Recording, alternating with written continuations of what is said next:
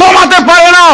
অতএব 12 তারিখ নির্বাচন কমিশনকে বলবো, যদি কোনো ধরনের কোন জোট বা দলের পক্ষে মেকানিজম করার চেষ্টা করেন, দাঁত ভাঙা জবাব দিতে হবে। প্রয়োজনে আমার অভ্যুত্থান হবে। ভোটের অধিকার 17 বছর কেড়ে নেওয়া হয়েছে, নতুন করে কাউকে ভোটের অধিকার কাটতে দেওয়া হবে না, পাহারায় বসতে হবে। প্রত্যেকটা রাস্তা গলি, প্রত্যেক ঘর ভোট পাহারা দিতে হবে। লুটেরা, কালোবাজারিরা কালো টাকা নিয়ে যাবে। সরল মনা মা বোনদের, সাধারণ মানুষের ভোট কেনার জন্য প্রতিহত করতে হবে। ভোটের দিন যাতে আমাদের ভোট রক্ষা করতে পারি, ডাকাতি করতে না পারে, অবশ্যই যত বড় পরাশক্তি হোক না কেন মোকাবেলায় দাঁড়িয়ে যেতে হবে। রক্তচক্ষুকে ভয় পাওয়া যাবে না, মাথা সোজা করে দাঁড়াতে হবে ইনশাআল্লাহ। নারায়ণগঞ্জ 4 থেকে স্লোগান দিয়ে না, সময় নেই।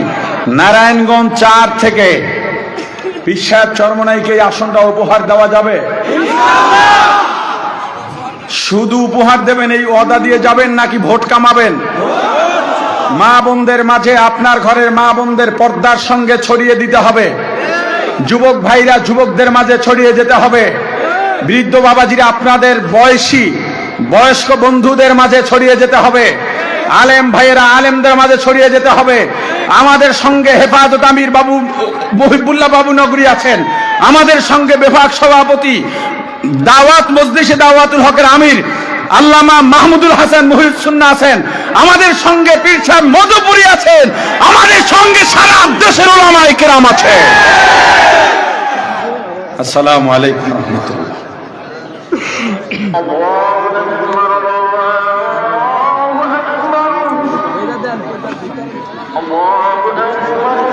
নামাজের বিরতি দেওয়া হবে, আমরা কেউ না যাই। নামাজের বিরতি দেওয়া হবে, আমরা কেউ না যাই। বাইরের মাইক বক্স বন্ধ করো।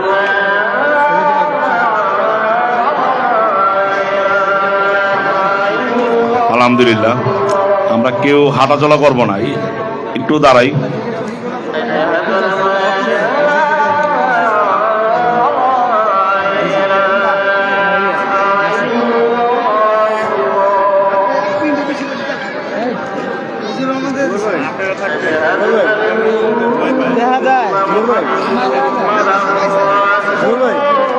আজান শেষ হলে বক্তব্য চলবো, আমরা একটু দাঁড়াই।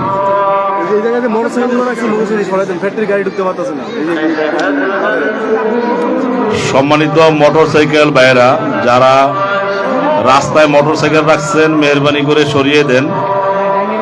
এখানে ফ্যাক্টরি গাড়ি ঢুকতে পারতেছে না, গাড়িগুলি সরিয়ে দেন।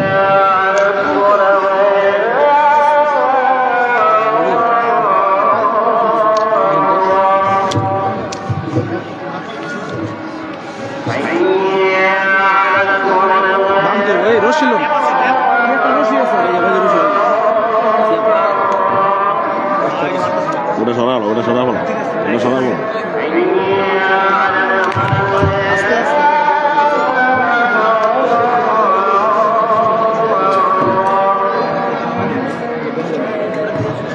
আরে খুব না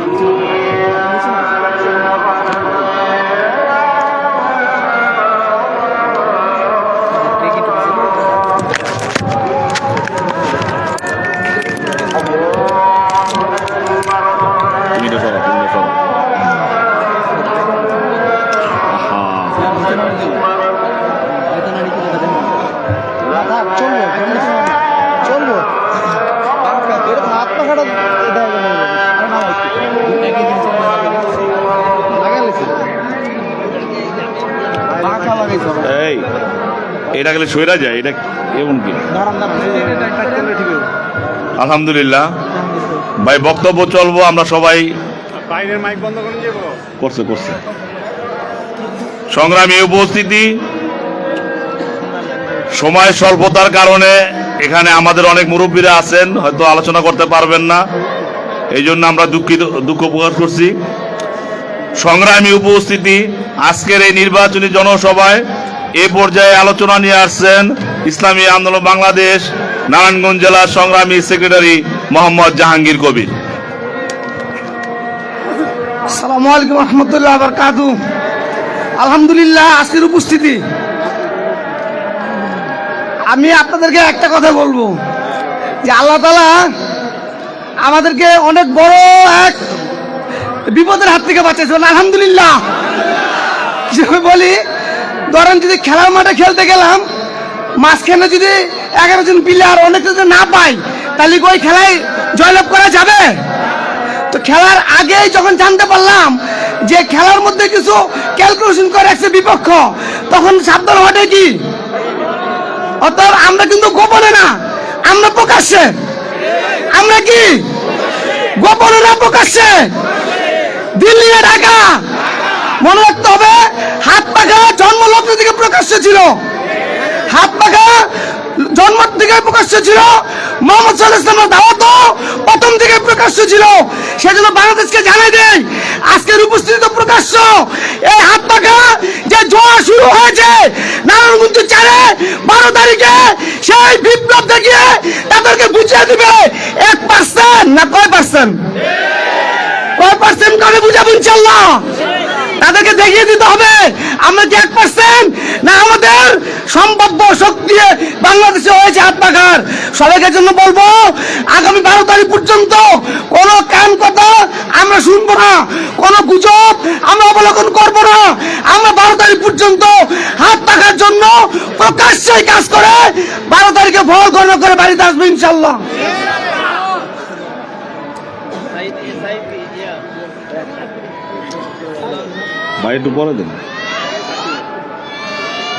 সংগ্রামী উপস্থিতি, নির্বাচনীয় জনসভায় আজকে এই পর্যায়ে আলোচনা নিয়ে আসছেন ইসলামী আন্দোলন বাংলাদেশ নারায়ণগঞ্জ জেলার সংগ্রামী সহসভাপতি মোহাম্মদ ওমর ফারুক।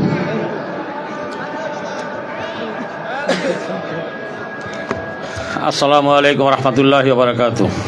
ওয়ালা তাহিনু ওয়ালা তাহজানু ওয়া আনতুমুল আ'লাউনা ইন কুনতুম মুমিনিন। ইসলামী আন্দোলন বাংলাদেশ নারায়ণগঞ্জ 4 আসন কর্তৃক আয়োজিত 4 আসন নির্বাচন সভা কর্তৃক আয়োজিত সভা সম্মানিত সভাপতি, বিশেষ অতিথি, প্রধান অতিথি, আমার সামনে উপস্থিত আমার সহযোদ্ধা সাথী ও বন্ধুগণ, সময় সংক্ষিপ্ত। আমি আপনাদেরকে একটা ওয়াদা করেছি যে আমাদের নারায়ণগঞ্জ 4 আসনের মধ্যে যত মুজাহিদ আছে, কমপক্ষে এক জনে 100 করে ভোট আমরা সংগ্রহ করব। কে কে প্রতিশ্রুতি করতে পারি? ইনশাল্লাহ 100 করে ভোট সংগ্রহ করবো ইনশাল্লাহ, কমপক্ষে 100। কি সবাই পারবেন ইনশাল্লাহ? আলহামদুলিল্লাহ, আল্লাহ শুকর। এবার নারায়ণগঞ্জের মধ্যে ইসলামী আন্দোলনকে বিজয় করে হযরত মাওলানা ইসমাইল হোসেন সিরাজীকে আমরা সংসদে অবশ্যই পৌঁছাবো ইনশাআল্লাহ। আমরা কোন বাতের চক্ষুকে ভয় করি না, আমরা কোন রক্ত চক্ষুকে ভয় করি না, আমরা কোন গুন্ডাদের ভয় করি না, আমরা কোন সন্ত্রাসকে ভয় করি না। কারণ সারা বাংলাদেশের মধ্যে এখন একটাই দলের নাম, সেটা হলো সমস্ত বাতিলের আতঙ্ক দলের নাম হলো কি? ইসলামী আন্দোলন বাংলাদেশ। আমি বাংলা মায়ের সন্তান হিসাবে কথা স্মরণ করে দিতে চাই, 1204 সালে মাত্র 17 জন গোরাসনে মুসলিম সেনাপতি ইখতিয়ার উদ্দিন মোহাম্মদ বিন বখতিয়ার খলজি রহমতুল্লাহ আলাইহি বাংলা জয় করে এই অঞ্চলের মানুষের মুক্তি ও শান্তির জন্য মানবতাবাদী শাসনের সূচনা কায়েম করেছিলেন। শুধু তাই নয়, মোহাম্মদ বিন কাসিম রহমতুল্লাহ আলাইহি অত্যাচারী রাজা দাহিয়া প্রায় 50,000 সৈন্যের মোকাবেলায় বিজয় লাভ করে এই অঞ্চলের মানুষের মুক্তির জন্য মুসলিম তথা ইসলামী শাসনের সূচনা কায়েম করেছিলেন। কাজেই সৈন্য সংখ্যার অস্ত্রের উপর নির্ভর করে কখনো মুজাহিদদের বিজয় অর্জিত হয়নি, বরং ইমানি বলে বলিয়ান হয়ে মাঠে ময়দানে যখন মুজাহিদে নেমে এসেছেন, ঠিক তখন বাতিল শক্তি লেজ গুটিয়ে পালাতে বাধ্য হয়েছিলেন। কাজে আমরাও যদি সুশৃঙ্খল নিয়মতান্ত্রিক কর্মসূচির মাধ্যমে পীর সাহেব চরমনের নেতৃত্বে এগিয়ে যেতে পারি, তবে আমাদের বিজয় সুনিশ্চিত হবে ইনশাআল্লাহ। আসসালামু আলাইকুম ওয়া রাহমাতুল্লাহ। সংগ্রামী তৌহিদি জনতা, ইসলামী আন্দোলন বাংলাদেশ নারায়ণগঞ্জ 4 আসনের নির্বাচনী জনসভার বিশেষ অতিথির গুরুত্বপূর্ণ বক্তব্য রাখবেন কেন্দ্রীয় সাংগঠনিক সম্পাদক ঢাকা বিভাগ মুফতি দেলোয়ার হোসেন সাকি। বিশেষ অতিথির গুরুত্বপূর্ণ বক্তব্য রাখবেন মুফতি দেলোয়ার হোসেন সাকি।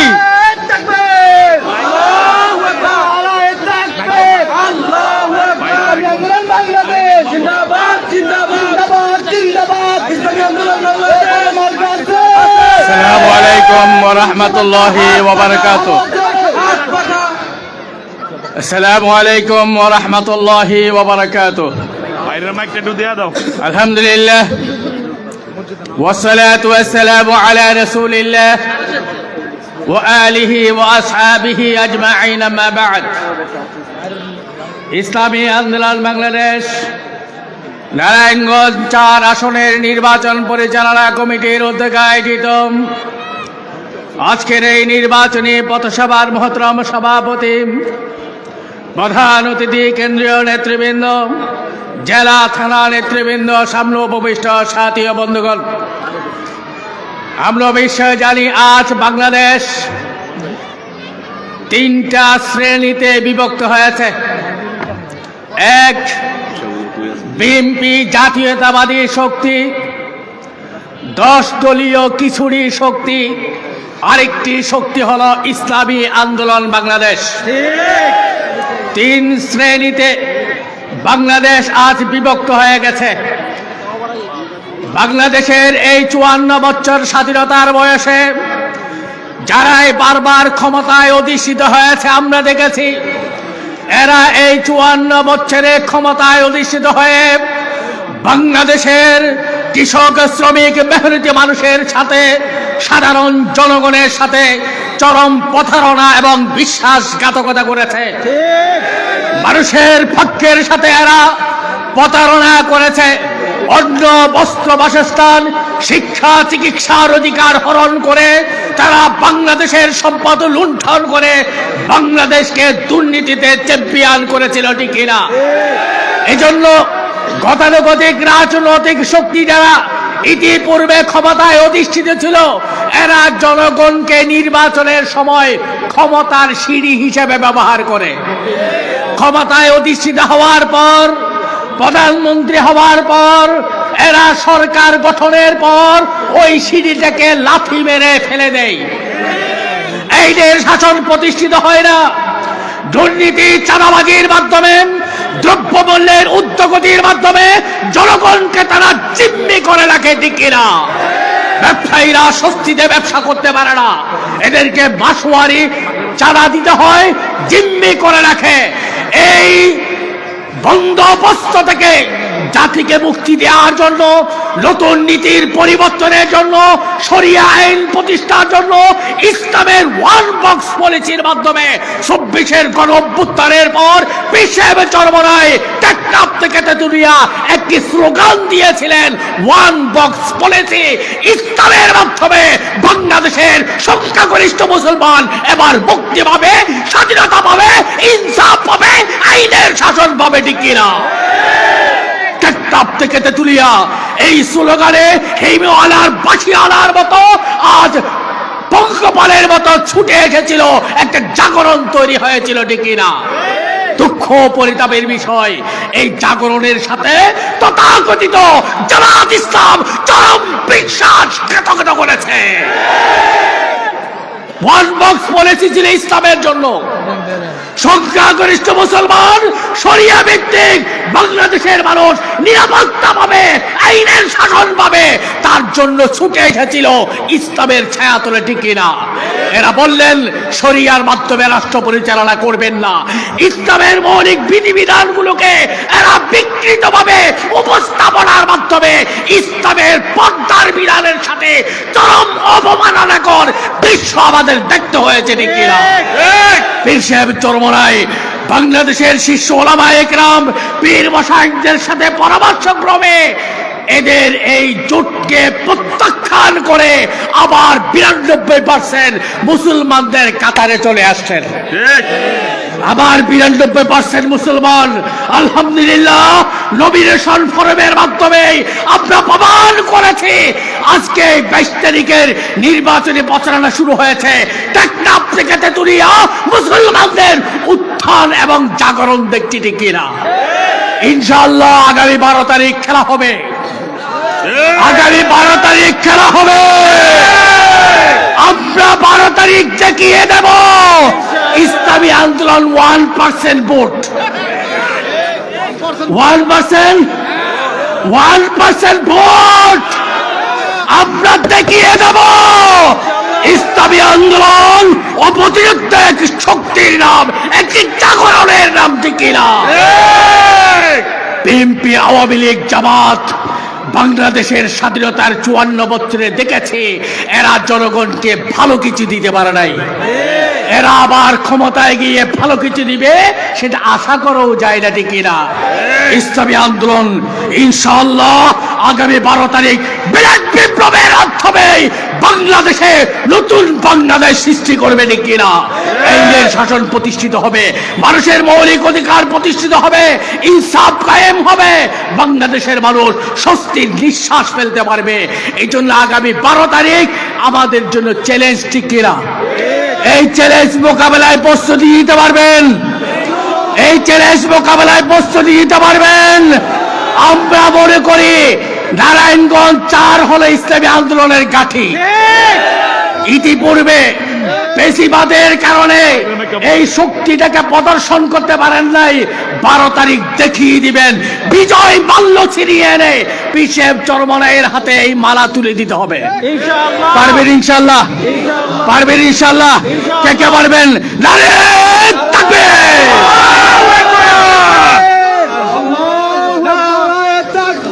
আল্লাহু আকবার। জিন্দাবাদ জিন্দাবাদ। নামাজের বিরোধী, নামাজের বিরোধী।